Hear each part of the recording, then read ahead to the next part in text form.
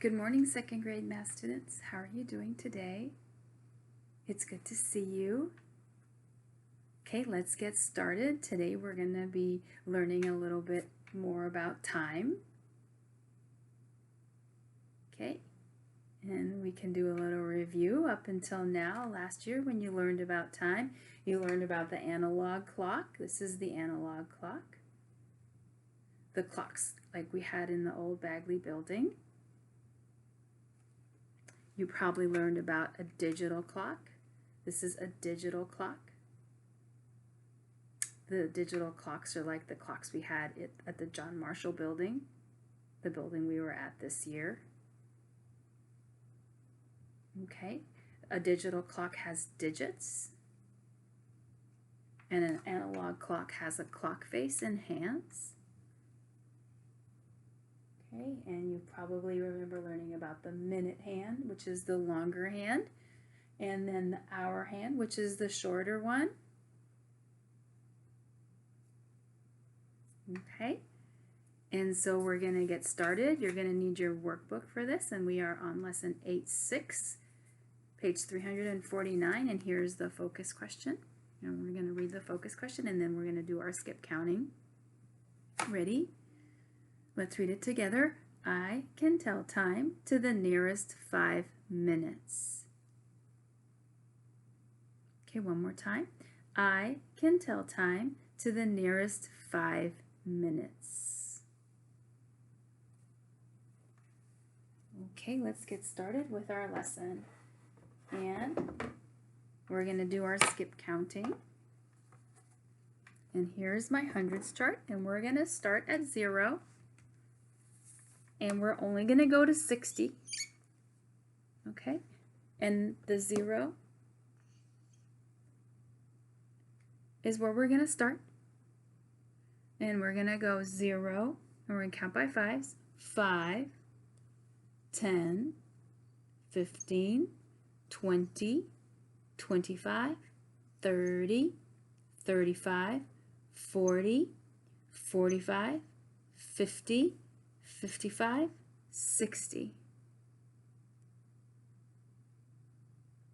Okay? And we're stopping at 60 because 60 represents how many minutes there are in an hour. Okay? And it also represents all the numbers, the numerals on the clock face. So every time you get to one numeral, 5 minutes has gone by as the minute hand goes around the clock face. And the minute hand goes around the clock face once every hour. Okay, let's go ahead and review our vocabulary before we start. Analog clock is a clock with a clock face and an hour hand and a minute hand, like the clocks we had in the old Bagley building. A digital clock has digits. It's like the clocks we had in the John Marshall building. And time is part of math because it's how we measure. It's a form of measurement, and clocks are how we measure the passage of time. Okay, measurement. We use measurement and clocks to measure the passage of time. Okay, so the first part of the lesson asks you to think about something that takes you about 15 minutes. So let's think about something at school that takes about 15 minutes. And then something that you can do that takes less than 15 minutes. Less than 15 minutes. And I'll give you a little bit of time to think about that. You can pause the video. Okay. So some of you might have come up with this. Recess. Recess is 15 minutes long. That takes exactly 15 minutes. And recess is also 3 groups of 5 minutes, just like we learned in our arrays unit when we counted by equal groups. So we have 5, 10, 15, And you might come up with different ideas about what takes less than 15 minutes. Okay, maybe doing a cartwheel, maybe walking up the flight of stairs to your classroom. Okay, maybe going to the bathroom, although some of you might take longer than 15 minutes to do that, but most of you, it takes less than 15 minutes to go to the bathroom and return. Okay, let's go ahead to page 350. And both clocks show 8:05. We have your analog clock and we have your digital clock. To tell time to 5 minutes, start at 8 o'clock and count by fives. Both clocks show 8:35. There are 60 minutes in 1 hour. And then the minute hand starts over again. So let's move to the guided practice. Complete the clock so both clocks show the same time.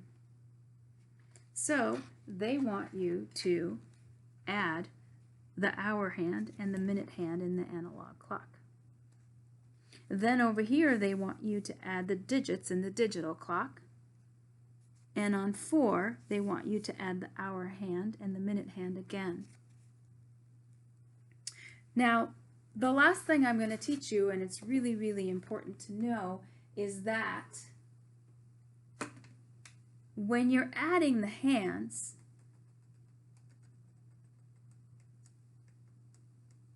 the hour hand moves. It doesn't always stand still. So when you're halfway between on the 30 in the minutes, your hour hand is going to be halfway between the 2 hours. It's going to be halfway between 2 and 3 o'clock, because it's not 3 o'clock yet. It's just 2:30. So you have to represent it like that when you draw your hands into the face. And then the closer you get to 3 o'clock, let's say you're here, and it's just 15 minutes before, you're almost going to be at 3. And then once it gets up to 3, it's right on the 3, that hour hand. This one. And the minute hand is on the 60 minutes, which is 12, because 12 groups of 5 equals 60. Once again, once the minute hand starts going past the hour hand moves as well. So if you're halfway, it's going to be halfway between the 3 and the 4, the 2 hours. And then as it gets closer to 4 o'clock, because it's almost 4 o'clock, it gets closer and closer to 4, but it doesn't get on 4 until you're up at the 12. And that's something you just have to practice. Ordinarily in the classroom, I'd let you practice with the model, especially this one because it moves around correctly, but you'll have to find a model, or your parents will have to find a model for you. I can send a link out with this video for them. They can download it. If you have one at home already and you've been practicing time, go ahead and get it. That's great. Okay, and that's it for today. Remember, there's 60 minutes in 1 hour. There's also 60 seconds in 1 minute. So that number 60 is important. And counting by fives is really important. So go ahead and do that every single day as well. Okay, let's go ahead and read the I can statement again. I can tell time to the nearest 5 minutes. Okay, remember there are 12 groups of 5 in 60 minutes. 12 times 5 equals 60. Okay, so counting by fives is going to be very, very helpful for learning time. All right, have a good rest of your day, and I'll see you tomorrow.